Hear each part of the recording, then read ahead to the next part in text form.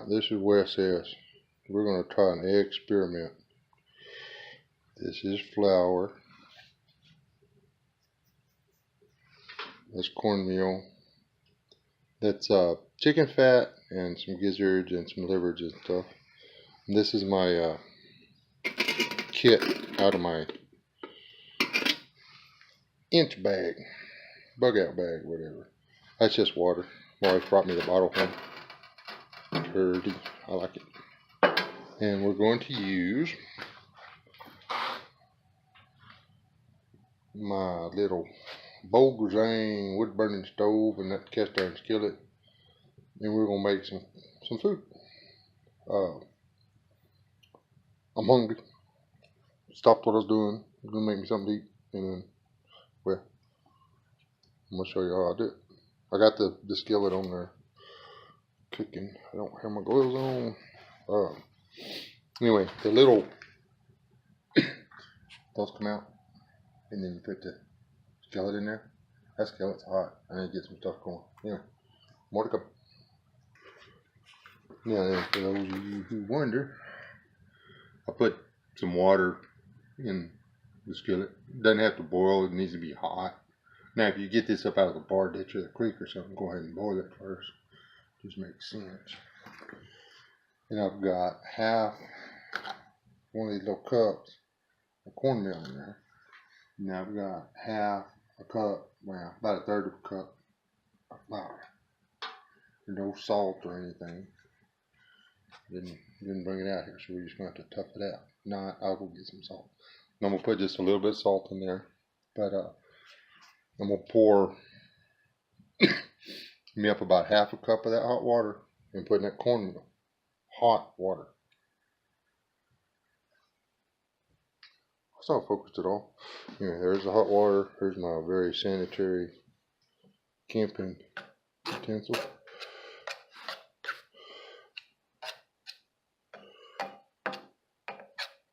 Mix that up.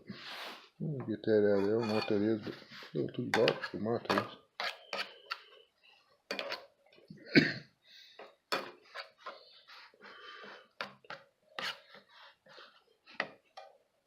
Yeah. I'm going to have to add just a little bit more water. You want this, like, after you get it started up, you want it kind of, I don't know, runny. Because we're pre-cooking the cornmeal is what we're doing. Hold on. There. I added about half again as much water as I did the first time. I'm not sure it was a full half cup. This should be equal parts of everything to start with. Now, what we'll do is we'll get some of this fat out of here, and we're going to fry it up in that little skillet. Hold it. In case you're wondering, the fat from this is chicken fat, but substituting it, like if I was lucky and killed me a raccoon or a pig, or there's a little bit of fat on a deer, there ain't none on a rabbit, but you don't waste that. Not in the real world where you work your butt off just to get enough firewood and food and water in your house, you know, like it was back in the day. This is actually quite delicious. Not something you order in a cafe, but I don't know. And I put a little salt and pepper on top of that cornmeal. It's been setting for about 5 minutes. You can't really tell with the camera or whatever, but that cornmeal is just about doubled in size already. Let's see if it's even still warm. Still warm. You can warm it up. Look at that. Set it there and then warm it back up. Anyway. Now we don't want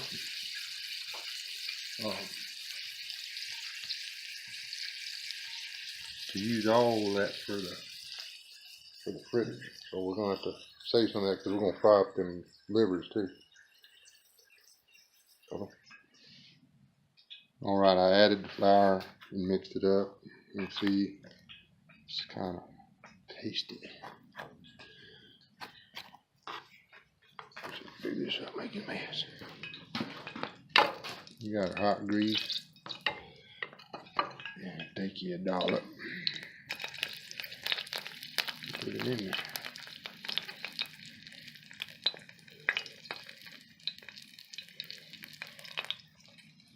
And you cook it for a while. Got enough to make about 3 of those. We'll sneak another little one in here on the side.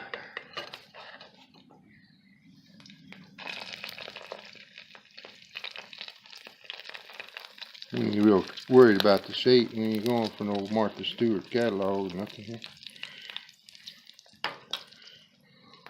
The hot water on the cornmeal is important. About I might have rushed a little bit. It's only for about 6 to 8 minutes.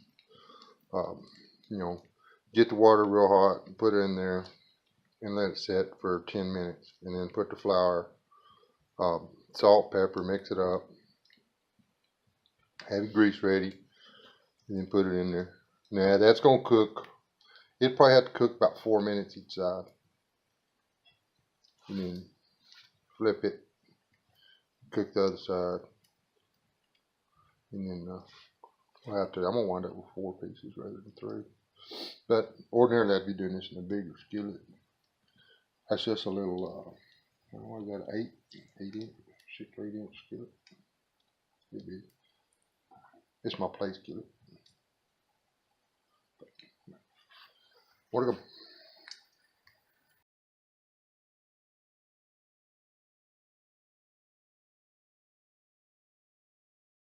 now?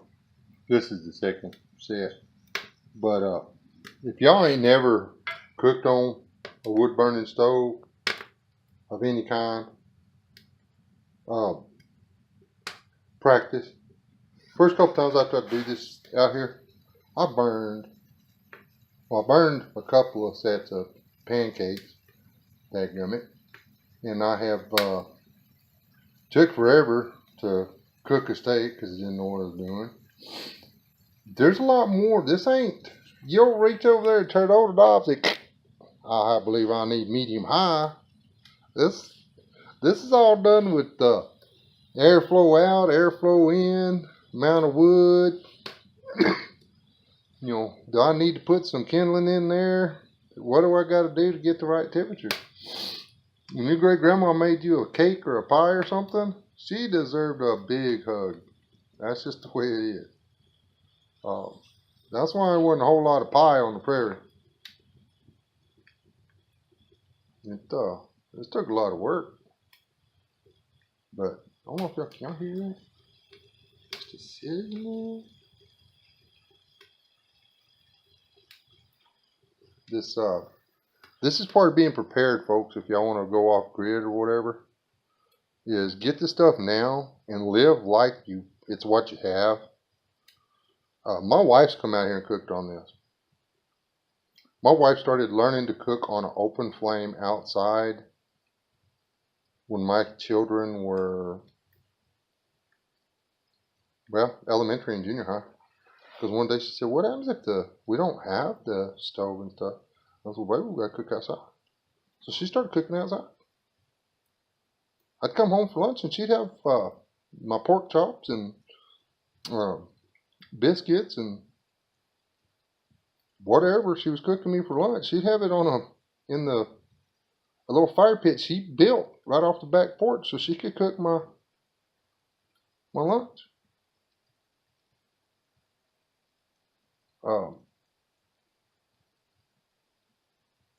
Being prepared is about knowing what you're doing or what you're going to do, just as much as having the stuff to do it with.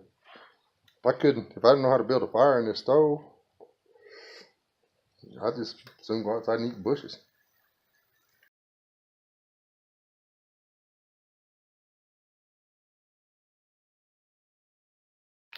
And I got the fire too hot. That's all it took.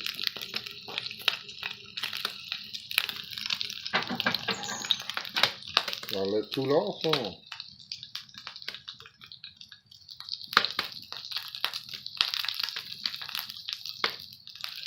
Imagine getting a big old grease fire going in the cabin with you.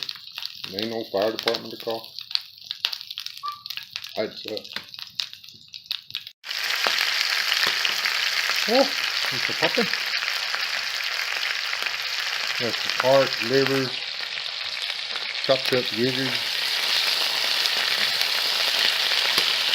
and heart right there. There.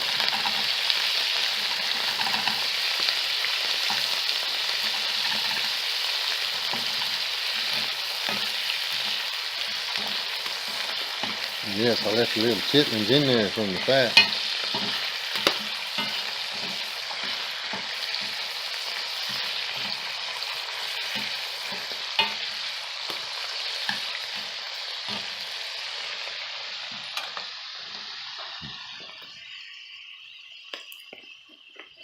Never leave home without the black pepper. And don't be scared of no black pepper. It ain't gonna hurt you. People been living with black pepper for forever. Never heard of black pepper killing nobody. Made a couple people cry, but they ain't never heard of it killing nobody. That's some salt. Let's put some salt in there.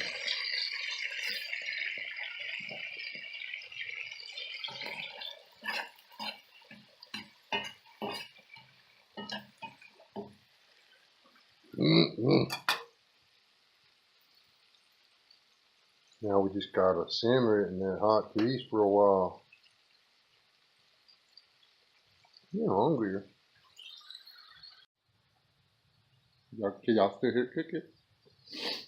How many old boys know how to make gravy? It's very complicated. I'm gonna take some of that grease out of that skillet because there's more fat in there than I thought. Because this chicken was fat. Well, those chickens were fat. They was fat on their hearts and everything else. So when I topped the hearts, put it in there, got more fat. I'm gonna drain some of that fat off, which I'm gonna save because I'm a survival type guy. And then we'll put a little flour in there. About a tablespoon, maybe a tablespoon and a half flour in there. Stir it around. It gets good and hot and everything's stuck with flour. Pour the water in there. You stir that around until it's nice and creamy. Then we'll take it out of that skillet and put it in that plate. And then we'll use that cornbread to eat that meat gravy. And I cooked everybody out here on that stove. Don't be jealous. I wish you could smell it. That's good.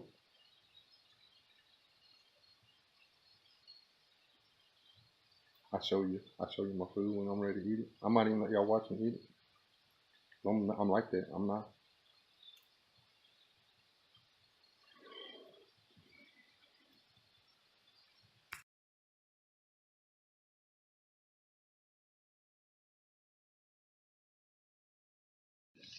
See, I poured the oil off into that right there. You see how there's just a little bit of oil on the bottom, there's grease all over everything. See? A little bit of flour right there. Look at that flour in there. This ain't complicated, guys. It ain't rocket science. You see that plenty? I don't even need this flour. And then you just stir it around. This right here, this is important. You don't want your fire too hot for this point. Now here's how you know you got enough flour. You want all of your grease suspended in flour. See how it's still pretty shiny? Just a little bit more. Don't wanna destroy my arteries. Like the flour's gonna keep me from dying of a heart attack cause of it. There we go. See how it's not shiny no more? It's just greasy looking. Looks like something you get from down at the greasy spoon. And before that gets too hot.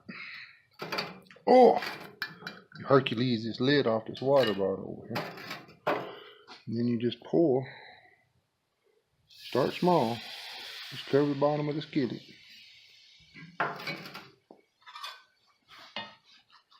You stir it some more. It's called water gravy, in case y'all don't know.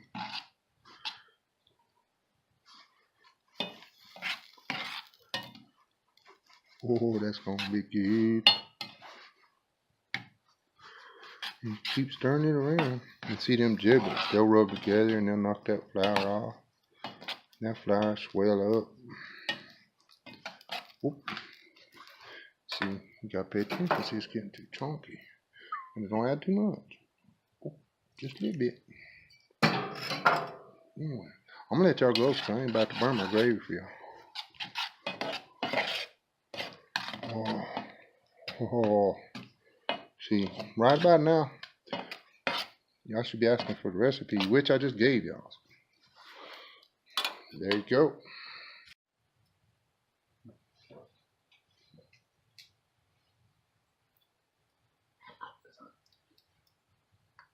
Then my gravy.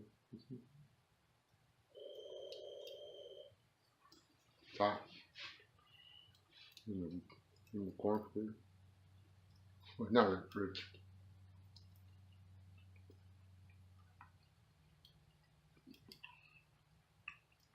Just the corn fritters are enough. Whatever. Pan bread. Whether it's hot.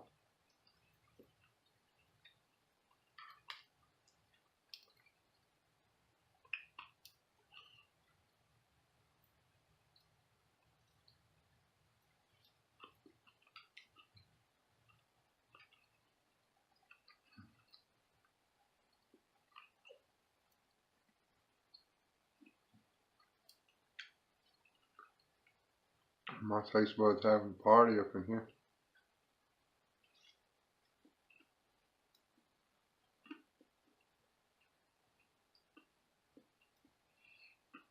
Do the same thing or whatever. If you carry the salt pork with you though, your cornmeal and flour, that's self-rising flour.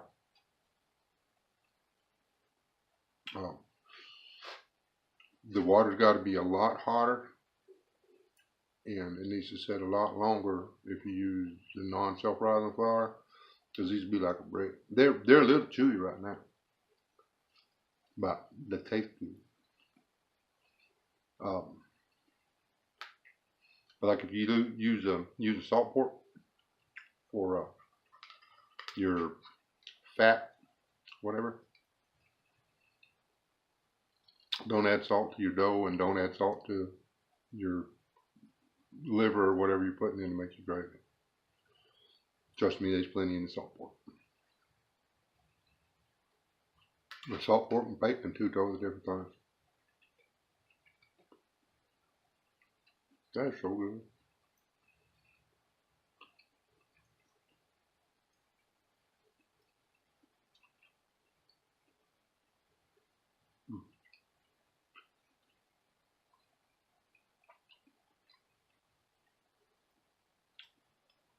It's like eating ice cream.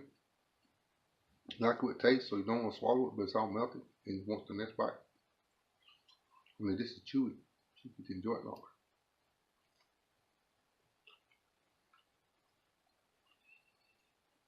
Guys, practice doing what you plan on doing if something goes wrong. I don't know how else to put it. You might find out you like this kind of stuff.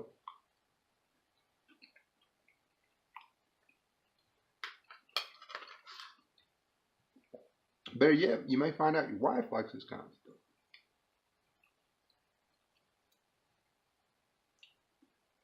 Just saying. My wife would eat it. She eats regular meat gravy. She don't eat it when I put the guts in it. She calls it guts.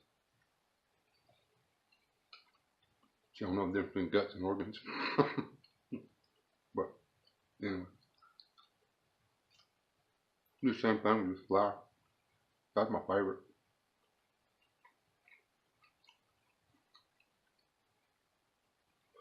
But in SHTS, or when I go over to Tiawaki, I'm gonna be raiding everybody's dadgum deer feeder.